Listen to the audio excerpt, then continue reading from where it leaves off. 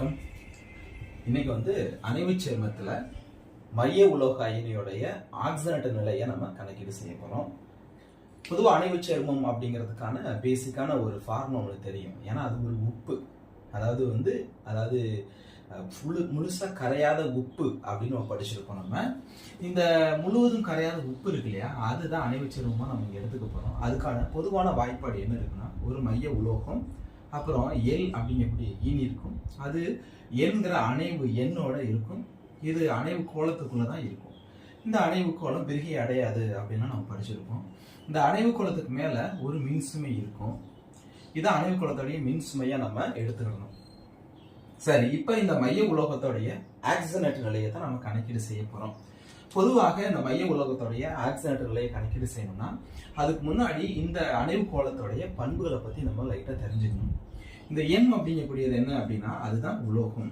பொதுவா மைய உலோகம் அப்படின்னு சொல்லுவோம். மைய உலோகம். இந்த மைய உலோகம் பெரும்பாலும் என்ன வகையான உலோகமா இருக்கும் அப்படின்னா, இடைநிலை சேர்மமாக இருக்கலாம். அதாவது இந்த மாதிரி ஸ்காண்டியத்துல இருந்து ஜிங்க் வரைக்கும் இருக்கக்கூடிய உலோகங்களோ, அதையும் தாண்டி அந்த தொகுதியில பிளாட்டினம், அப்புறம் கோல்டு இருக்கு, சில்வர் இருக்கு இல்லையா, இது மாதிரியான ஒரு சில உலோகங்கள் மைய உலோகமா நம்ம எடுத்துக்கலாம். மைய உலோகம் அப்படிங்கிறது வேறுபட்ட ஆக்சிஜனேற்ற நிலைகளை இருக்கக்கூடிய தனிமங்களா இருந்தா அது கொஞ்சம் நம்ம ப்ரிஃபரன்ஸா எடுக்கக்கூடியது.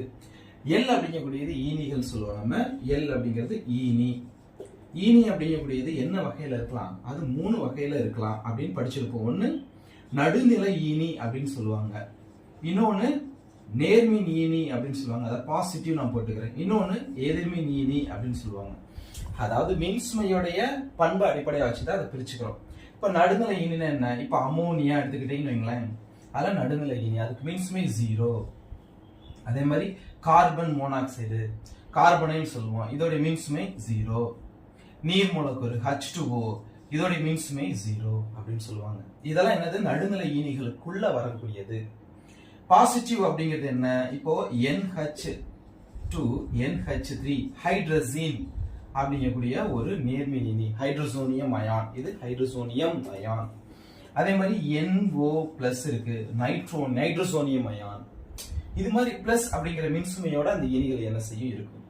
நெகட்டிவ் ஈனி நிறைய இருக்கு பாருங்க, CN-, இது எதிர்மின் ஈனி. அதே மாதிரி என்ன இருக்கு, Cl-, chlorine minus, Br-, OH-. ஓகேங்களா. அதே மாதிரி C2O4 2-. இது மாதிரி நிறைய ஈனி வகைகள் இருக்கு. இந்த ஈனி வகைகள் அப்படிங்கிறது ரொம்ப முக்கியமானது. இந்த ஈனி வகைகளை நல்லா நீங்க தெரிஞ்சு வச்சுக்கணும். இது மாதிரி நிறைய ஈனி வகைகள் என்ன செய்து பிரசண்டா இருக்கு. அப்போ இந்த ஈனி வகைகளுக்குனே நான் தனியா ஒரு வீடியோ உங்களுக்கு கொடுக்குறேன். இந்த ஈனி வகைகளை தெரிஞ்சுக்கிட்டோம் அப்படின்னா மைய உலோகத்தோடைய ஆக்சிஜனேற்ற நிலை ஈஸியா என்ன செய்யலாம கணக்கீடு செஞ்சுக்கலாம். இப்போ இந்த மைய உலோகத்தோடைய ஆக்சிஜனேற்ற நிலை கணக்கீடு செய்யணும். அதுக்கு ஒரு எடுத்துக்காட்டு மட்டும் நீங்க போடுறேன். பாருங்க, நம்மளுக்கு தெரிஞ்ச எடுத்துக்காட்டு தான் K4FeCN6 அப்படிங்கக்கூடிய எடுத்துக்காட்டு, பொட்டாசியம் பெரோசயனைடு. இப்போ இந்த பொட்டாசியம் அப்படிங்கிறது என்ன, இது இந்த அணைவு கோலத்துக்கு வெளியில இருக்கு, அதுக்கு பேரு அயனி.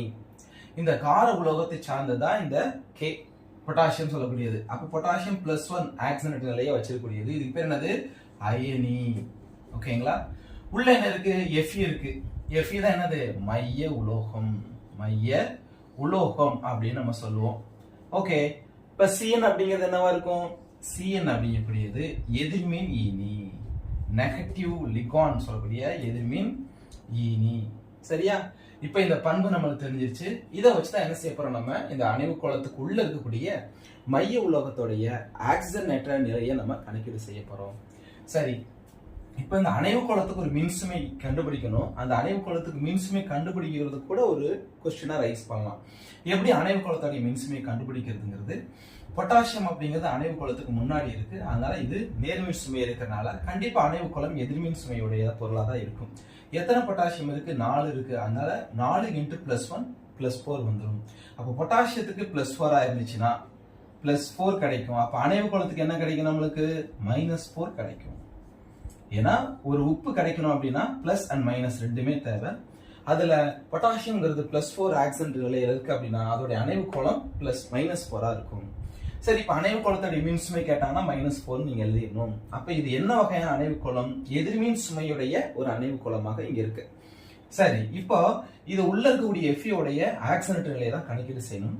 அது எனக்கு தெரியாது, அதான் கணக்கீடு செய்யணும். அது ஒரே ஒரு டைம் தான் Fe இருக்கு, அதனால அதை நான் x அப்படின்னு டினோட் பண்ணிக்கிறேன். அப்புறம் பாருங்க, Cn இருக்கா? Cn அப்படிங்கிறது என்ன? அது ஒரு எதிர்மின் ஈனி. -1 அப்படிங்கிற மின்சுமையை வச்சிருக்கக்கூடிய ஒரு பொருள். அது எத்தனை அணைவு எண்ணை வச்சிருக்கு? 6.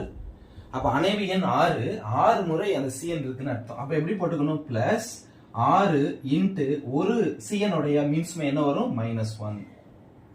இந்த ரெண்டோடைய கூட்டுத்தொகை அப்படிங்கிறது எதுக்கு சமமாக இருக்கும்? அணைவு கோளத்தோடைய மின்சுமைக்கு சமம். ஞாபகம் வச்சுக்கோங்க. மைய உலோகம் அப்புறம் ஈனி இதோடைய மின்சுமையுடைய கூட்டுத்தொகை எதுக்கு சமமாக இருக்கும் அப்படின்னா அணைவு கோளத்துடைய மின்சுமைக்கு சமமாக இருக்கும். அணைவு கோளத்துடைய மின்சுமை -4. அது எதுல இருந்து நம்ம கண்டுபிடிச்சிருக்கோம் அப்படின்னா நேர்மின் சுமையுடைய பொட்டாசியத்துல இருந்து தான் கண்டுபிடிச்சிருக்கோம். இதெல்லாம் தனித்தனியான கொஸ்டினா ரைஸ் ஆகும், அதனால நான் ஸ்டெப் பை ஸ்டெப்பா போறேன். இப்போ இந்த மின்சுமை மதிப்பு எதுக்கு சமம்னு சொல்லிட்டேன்? அணைவு கோளத்துடைய மின்சுமைக்கு சமமா? அப்ப சமப்படுத்திக்கலாம். அவ்வளவுதான். இப்ப இந்த கணக்கீட நம்ம சுருக்கணும் அப்படின்னா என்ன கிடைக்கும் பாருங்க. -6 மாறுமா? அப்ப x -6 -4. இந்த -6 அந்த பக்கம் போச்சுன்னா பிளஸ்ஸா மாறும். அப்ப x is equal to -4 plus 6 equal to +2.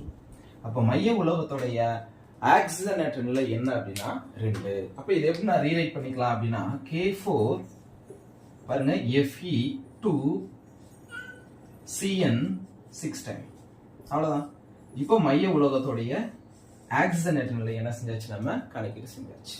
ஓகேங்களா? தேங்க்யூ.